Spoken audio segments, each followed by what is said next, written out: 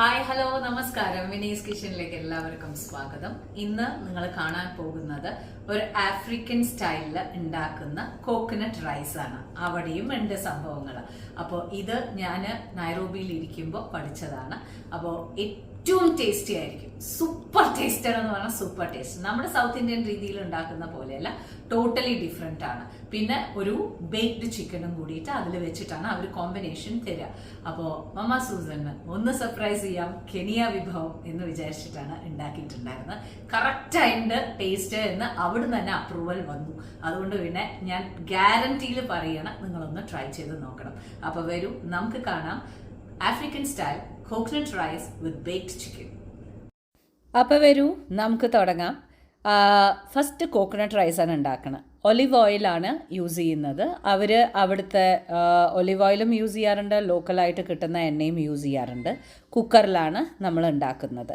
ഇതിലേക്ക് ആദ്യം തന്നെ ഒരു വലിയ സവോള ചെറുതായി ചോപ്പ് ചെയ്തത്, അതേമാതിരി തന്നെ സ്പ്രിംഗ് ഓണിയൻ, ഇതാണ് ആദ്യം ഇട്ട് കൊടുക്കുന്നത്. പിന്നെ നമുക്ക് ക്യാപ്സിക്കം വേണം. എല്ലാ കളർ ക്യാപ്സിക്കമും എടുത്തോളൂ, അവരെല്ലാ കളർ ക്യാപ്സിക്കമും ഇടാറുണ്ട്.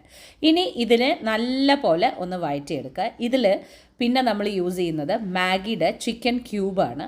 മാഗിയുടെ ചിക്കൻ ക്യൂബ് ശരിക്കും പറഞ്ഞു കഴിഞ്ഞിട്ടുണ്ടെങ്കിൽ എല്ലാ കുക്കിംഗ് വിഭവത്തിലും അവർ യൂസ് ചെയ്യും. അതേമാതിരി തന്നെ റോയ്ക്കോ എന്ന് പറയുന്ന ഒരു പൊടിയും അവർ യൂസ് ചെയ്യാറുണ്ട്.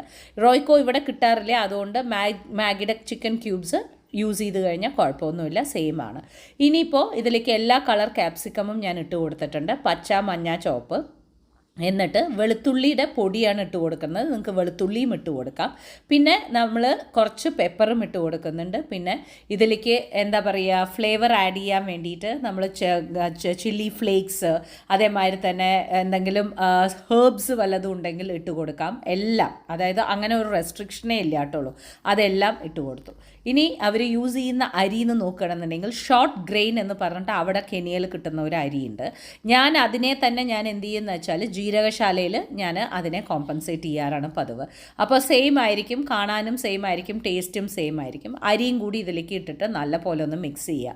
സ്പൈസ് ലെവൽ ഇത്ര മാത്രമേ ഉള്ളൂ, വേറെ ഒരു മസാലപ്പൊടിയും അവർ യൂസ് ചെയ്യാറില്ല. ഇനി തിക്കായിട്ടുള്ള കോക്കനട്ട് മിൽക്കാണ് യൂസ് ചെയ്യുന്നത്, ടിൻ കോക്കനട്ട് മിൽക്കാണ് യൂസ് ചെയ്യുന്നത്. ഇനിയിപ്പോൾ അരിയുടെയും തേങ്ങാപ്പാലിൻ്റെയും കണക്ക് എന്താണെന്ന് നോക്കുകയാണെന്നുണ്ടെങ്കിൽ 1 ഗ്ലാസ് അരിക്ക് 1.5 ഗ്ലാസ് തേങ്ങാപ്പാൽ എന്നുള്ള കണക്കിലെടുക്കുക. ഞാനിവിടെ 1.5 ഗ്ലാസോളം അരി എടുത്തിട്ടുണ്ട്. അപ്പോൾ കറക്റ്റായിട്ട് ഞാൻ തേങ്ങാപ്പാലും ഒഴിച്ചിട്ടുണ്ട്. ഇനി ഇതിലേക്ക് ആവശ്യത്തിന് ഉപ്പിടുക. ഈ തിക്ക് ക്രീമി ആയിട്ടുള്ള രീതിയിലുള്ള ആ ഒരു ടിന്നിലുള്ള തേങ്ങാപ്പാലിൽ ഉണ്ടാക്കുമ്പോൾ കറക്റ്റായിട്ട് വരും. ഇനി നമ്മൾ കുക്കർ അടച്ചു വെക്കുന്നു. ഇനി ഇതിൻ്റെ കണക്ക് എന്താണെന്ന് നോക്കുകയാണെന്നുണ്ടെങ്കിൽ ഏറ്റവും ചെറിയ ഫ്ലെയിമിലേക്ക് ഞാൻ മാറ്റും. ഇപ്പോൾ ഹൈ ഫ്ലെയിമിലേക്ക് വെക്കും. എന്നിട്ട് നന്നായിട്ട് ആവി വന്നു കഴിഞ്ഞിട്ടുണ്ടെങ്കിൽ ഈ ചെറിയ ഫ്ലെയിമിലേക്ക് വെച്ചിട്ട് 12 മിനിറ്റ് സെറ്റ് ചെയ്തിട്ടുണ്ടെന്നുണ്ടെങ്കിൽ വിസിലൊന്നും വരില്ല, പക്ഷേ ആ ദമ്മിൽ അത് വേവും. ഇതാണ് എൻ്റെ രീതി. നിങ്ങൾക്ക് എങ്ങനെ വേണമെങ്കിലും ഇത് വേവിച്ചെടുക്കാം. ഇപ്പം ഞാൻ 12 മിനിറ്റ് സെറ്റ് ചെയ്യുകയാണ്. ഇനി ഇത് കഴിഞ്ഞതിന് ശേഷം നമ്മൾ തുറന്നു നോക്കുമ്പോൾ നമ്മുടെ ആഫ്രിക്കൻ സ്റ്റൈലിലുള്ള കോക്കനട്ട് മിൽക്ക്, അതായത് കോക്കനട്ട് റൈസ് റെഡി ആയിരിക്കുകയാണ്. ഇതുപോലെ ആയിരിക്കും. ഇനി ഇത് അവിടെ ഇരിക്കട്ടെ, ഒന്ന് സെറ്റ് ആവട്ടെ. ഇനി നമുക്ക് ബേക്ക്ഡ് ചിക്കൻ ഉണ്ടാക്കാം. ബേക്ക്ഡ് ചിക്കനിന് അവർ യൂസ് ചെയ്യുന്നത് പാപ്രിക്ക പൗഡറാണ്. ഞാൻ പക്ഷേ കാശ്മീരി ചില്ലി പൗഡർ യൂസ് ചെയ്യുന്നുണ്ട്. ഇതിലേക്ക് ഇനി വീണ്ടും 1 ക്യൂബോളം മാഗിയുടെ ചിക്കൻ ക്യൂബ് ഇട്ട് കൊടുക്കുന്നുണ്ട്. അവർ റോയ്ക്കോ ആണ് ഇട്ട് കൊടുക്കാറുള്ളത്. ഇതിലേക്ക് എന്ത് സീസണിങ് വേണമെങ്കിലും ഇട്ട് കൊടുക്കാൻ. ഞാൻ ബാർബിക്യൂ സീസണിങ് ആണ് ഇട്ട് കൊടുക്കുന്നത്. അതേമാതിരി തന്നെ ലേശം പെപ്പർ പൗഡർ ഇട്ട് കൊടുക്കുന്നുണ്ട്. എന്നിട്ട് ഉപ്പ് ആവശ്യത്തിന്, അതേമാതിരി എന്താ വെച്ചാൽ ഈ മറ്റേ ചിക്കൻ ക്യൂബിൽ ഓൾറെഡി ഉപ്പ് ഉണ്ടാവും. പിന്നെ ലേശം ഗാർലിക്കിൻ്റെ പൊടി യൂസ് ചെയ്യുന്നുണ്ട്. ഇനി നിങ്ങൾക്ക് ഏത് മസാല വേണമെങ്കിലും യൂസ് ചെയ്യാം, പക്ഷേ ഒത്തൻറ്റിക്കായിട്ട് വെക്കണം എന്നുള്ളതുകൊണ്ട് മാത്രം ഞാൻ എന്താണ് പറയുക, ആ ഒരു രീതിയിൽ തന്നെയാണ് ചെയ്യുന്നത്. ഈ പൊടി ഇനി നിന്നിട്ട് നമ്മൾ ചിക്കനിലേക്ക് ഇട്ട് കൊടുക്കണം. ഒരു കാര്യം ശ്രദ്ധിക്കാനുള്ളത്, ചിക്കൻ്റെ തൊലി കളയില്ല അവർ. അതുകൊണ്ട് തന്നെ ആ സ്കിന്നോട് കൂടിയിട്ടുള്ള ഡ്രം സ്റ്റിക്കാണ് ഞാൻ യൂസ് ചെയ്യുന്നത്. ഇതിലേക്ക് എല്ലാം പുരട്ടിയിട്ട് ഞാൻ ബേക്ക് ചെയ്യാൻ വെക്കാൻ പോവുകയാണ്. 200 ഡിഗ്രിയിലാണ് ബേക്ക് ചെയ്യുന്നത്. ഒരു 20 മിനിറ്റ്സ് കഴിഞ്ഞതിന് ശേഷം എടുത്തു കഴിഞ്ഞതിന് ശേഷം മുകളിൽ ഒലിവ് ഓയിലോ ഇല്ലെങ്കിൽ ബട്ടറോ തേച്ച് കൊടുക്കുക. എന്നിട്ട് വീണ്ടും ബേക്ക് ചെയ്യാൻ വെക്കുക. അപ്പോൾ 20 മിനിറ്റ് കഴിഞ്ഞിട്ടുണ്ട്. ഞാനിതിനെ പുറത്തേക്ക് എടുക്കുന്നു. എന്നതിന് ശേഷം ഒലിവ് ഓയിലും ബട്ടറും കൂടി മിക്സ് ചെയ്തിട്ടുള്ള ആ ഒരു ഇത് ഞാൻ അതായത് ചിക്കൻ ലെഗ്സിലേക്ക് ഇട്ട് കൊടുത്തിട്ട് ഒന്ന് തിരിച്ചിട്ട് വീണ്ടും ഞാൻ അതിനെ ബേക്ക് ചെയ്യാൻ വെക്കുകയാണ്. വീണ്ടും ബേക്ക് ചെയ്തിട്ട് ഒരു 15-20 മിനിറ്റ്സ് കഴിഞ്ഞിട്ടുണ്ടെന്നുണ്ടെങ്കിൽ നിങ്ങൾക്ക് അടിപൊളിയായിട്ടുള്ള ബേക്ക്ഡ് ചിക്കൻ റെഡി ആയിട്ടുണ്ടാവും. ഇനി നമുക്ക് സെറ്റ് ചെയ്യാം.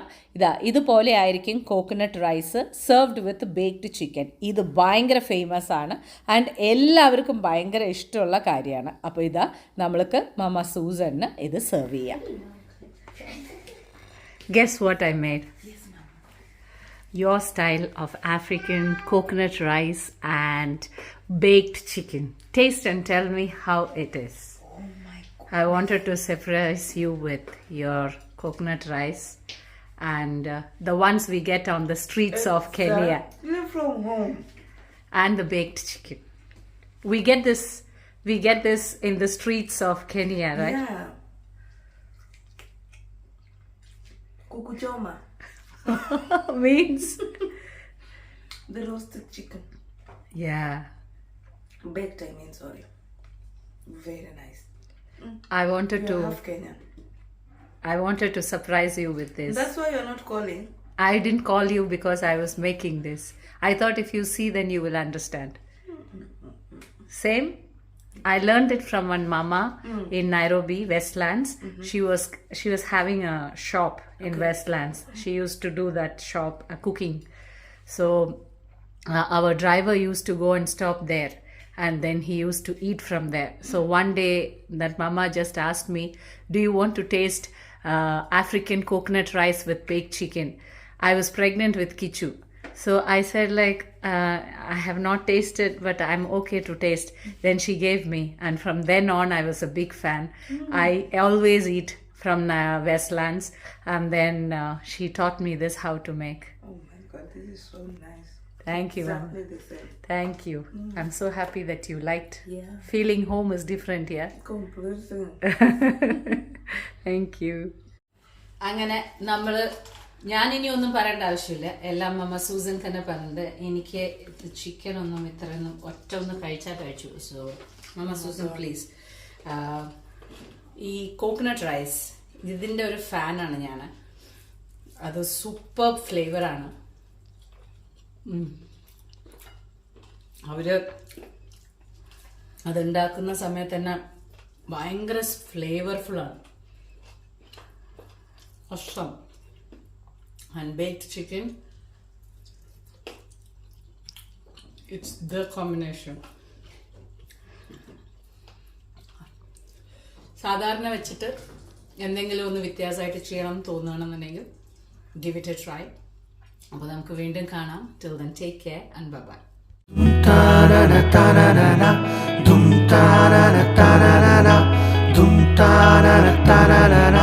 Winnie's Kitchen.